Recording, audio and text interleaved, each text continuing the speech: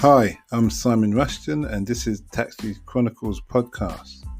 On this podcast, we spontaneously interview unsuspecting passengers with their permission, allowing them to share their intimate life stories and concerns. As our slogan states, real riders, real stories.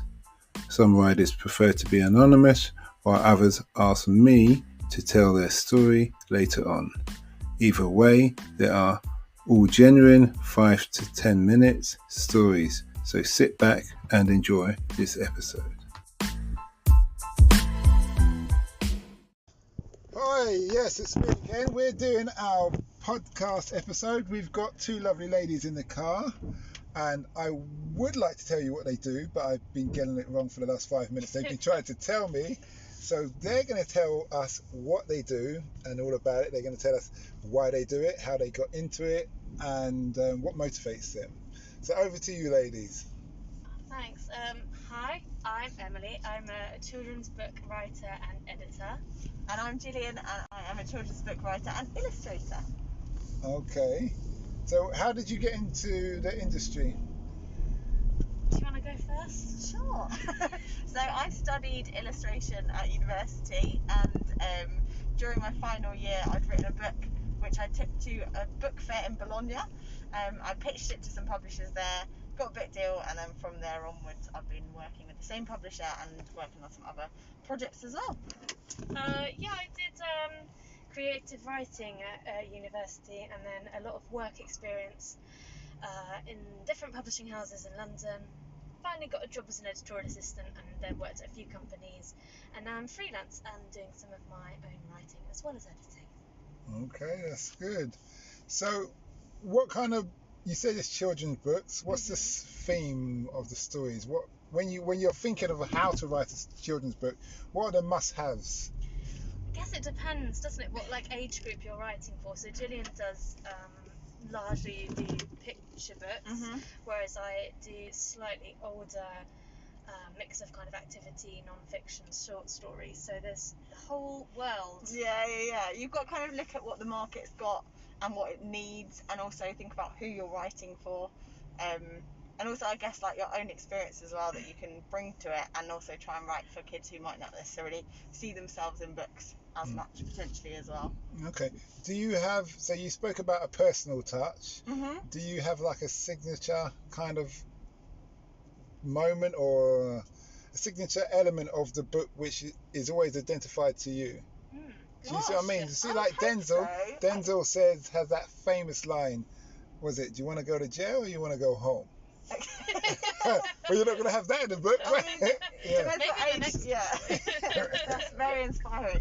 I think it really depends on like because you've got to work within your own inspiration, but also what if you want to get it published, and they're going to have their set ideas as well. But I think people have a writing style and an illustration style, so I would hope that my artwork would be recognisable from other people's. If you were to like look at like a group of books, you'd be able to tell from the way that they look which ones I might. Personally, I'm more of an illustrator first and then a writer. But I guess it's harder when you've got a writing style, because it's harder to like see it immediately, maybe. Yeah, I think so. I think also the kind of writer and the kind of writing I've been doing, a lot of it is publisher led. So the publisher will come up with the idea, and I kind of have to adapt my writing style to fit in with that as well. So I think that, well, there's things that I would like to write about. Like you said, you kind of have to tailor it to what people are looking for, and what they're paying you for. What they're paying you for. So you're contracted to a publishing company? I'm freelance, so I work for lots of different publishing companies and also write my own things. And you're kind of similar, but yeah, I guess I'm like all of the books that I've had publishers go by the same publisher, and their house style is that they are very much about making sure that all children are represented, which I think is great, and like I fully believe in that too. So like they have a really they're very careful to make sure that what you're putting out is inclusive to children, no matter where they come from, no matter if they've got the same abilities as everyone else, and like looking at different kinds of families and what that might look like. So I think that's like a really good thing, and that's probably really affected the way that I think about writing and illustrating for my own work too. Yeah, definitely. I think it's something that the publishing industry is having to wake up to a bit, that they're not doing enough as well to kind of be inclusive. So I think. Is there a message that you always tell in the story? And if so, what? Well, I think that kind of what you were just saying with your work is. Yeah, you can have an experience, or whatever experience might be being described in the book. You can, like, every child can have that in their own way, and you are not lesser than anyone else because of your own experience. I guess that sounds very wishy-washy, but I mean, I don't know. So I've got 2 picture books that are out. One of them's about a little girl who all her friends are going on holiday, but it's implied that they don't have the money to go on holiday, whether that's not like mentioned in the book. But she still has like as much fun as everyone else, if not more, while being at home. And like the second one is a little boy who lives in a block of flats, loves gardening, doesn't have a garden, but managed to create like a community garden with the people around him. Stories of hope, then. Yeah, I guess so. Look at you. You could be the marketing person for them. It's a story of hope. Yeah. And Yeah, hopefully they're all like quite joyful as well, like they're positive stories. I think that's like one of the really nice things about working in children's publishing. When there's a lot of horrible stuff going on around, you still get to work on projects about nice, hopeful, positive things. And that generation can still have hope, because it's our generation that maybe is the one who's got to reckon with some stuff. Yeah, exactly. Okay. So you speak about that they demand, or they want you to produce certain kind of material. Can you ever push the envelope in the sense of saying, well, let's try it my way? I think within a briefed project there's still quite a lot of creative scope. So you kind of said you're kind of asked to write a book about sustainability, or a book about nature stories and stuff, and there's still creative. You can say let's do that, but let's do that my way. Like, I agree with you on that, but I think beyond those projects, when you're a writer, you kind of have to come up with your own stuff as well, and have the boldness and the balls to write something that nobody has commissioned, and just hope somebody will take it as well. Because you could always write something and produce it on, put it on YouTube. Yeah, or on self-publishing.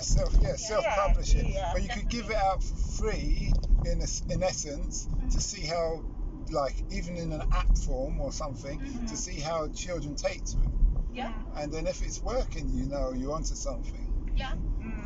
Although the publishers wouldn't necessarily take your own word your own research, but I think that, like, if you've got your foot in a way, or if you understand how the people you're pitching to think, then you can find a way of making sure that if you think that your idea is so wildly out of anything that would be published, then you can find a way of pitching it to make them see it from your point of view, if you see what I mean. Yeah. So I don't think there's anything that's ever too like wild to actually make it.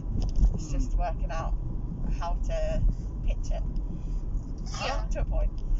You write books, or you illustrations. Do you find that you're doing more digital books than? Nah.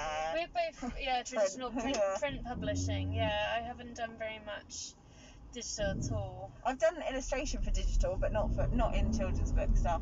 So yeah, just for like different projects, more general illustration work for digital things, but not that. Yeah, the real product. Yeah, the real product. Because I bought a military book, being ex-military, the other day, and then I thought, I like this book. I'm going to buy all of these. It's a Fairbairn. It's about military fighting styles and what have you. And then I thought maybe I should get a Kindle, because there's going to be lots of books to carry around, or it's just easier. But I like the feel of the paper. The thing. I like the smell. And I was torn between the two. See, I think you can can do both. I'm a big fan of the Kindle. I love it because you can be like, I want to read the next book in the series, and click, you've got it. But then I also do like the fact, I like going into an indie bookshop and having a browse and finding something new with a nice cover. And go from there. Yeah, I think I like the paper, but I can see that it's I missed your turning, so I'll take a U-turn. This happens, guys. I get distracted This is so interesting. thinking about the questions I need to ask and what the listeners want to You're hear. doing two for the price of one with this job. Yeah, tell me about it. So the future, do you see a long future for you yourselves in this book business? I hope so. Yeah, we're cousins, and we've always said that like one day we'll collaborate on something, and we're going to try and branch into different things. And, Every phone call we have, we've got a different book idea. And because we both work freelance as well, it's been nice to have like someone close to like chat to stuff about and particularly during the past few months when we're quite in the freelance world, you can feel quite isolated too sometimes because you're not going into an office every day or going into a particular place. So it means that we've got like that connection. Doing Zoom creative writing. We did some little challenges over Zoom, which I think is quite fun. We've done that for a long time actually. Lots of being creative together. on holidays. Yeah. Rainy holidays. Yeah. Okay, that's good. And how would you encourage somebody who's younger? Would you encourage someone who's younger to get into this industry? Not if they want to be rich, but if they want to be happy, maybe. I think so. I think there's lots of ways to get into it, and I don't think you have to train. Like obviously both of us came from the university background, but that is definitely not essential. No. I think just like making sure that you stay curious and also stay reading other, like really, really look at different things, even if you don't think that book is for you. Like just to keep your finger on what's going on in the industry. Definitely. Yeah, if you want to work in children's publishing, kind of don't rely on your knowledge of the classic. See what's cool now. And Up to date. Yeah, exactly. Yeah. I understand that. I actually did a different podcast about being an illustrator where I gave some more specific advice. So that's good. Plugging. Yeah, it's like a different one. Oh yeah, so ladies, before I ask my last question, if anybody wants to find you, ladies, name your books, give your Instagram hashtags or your websites. Come on, this is your opportunity. You can find me on Twitter as Emily Hibbs, and my book Tales from the Forest, published by Stripes Publishing, is out in October.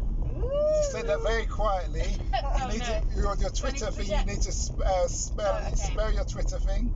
Okay. Emily Hibbs. I think it's Emily _Hibbs actually, so I'm not very good at this. Just try a few variations if you want to find me. Okay. All right. It'll say something about children's books in your little Twitter it'll be fine. Yeah, it does. Okay. It does that. You'll work it out. And your cousin? So I'm Gillian Hibbs. You can find me at www.gillianhibbs, which is GILLIAN. Hibbs is HIBBS.co.uk.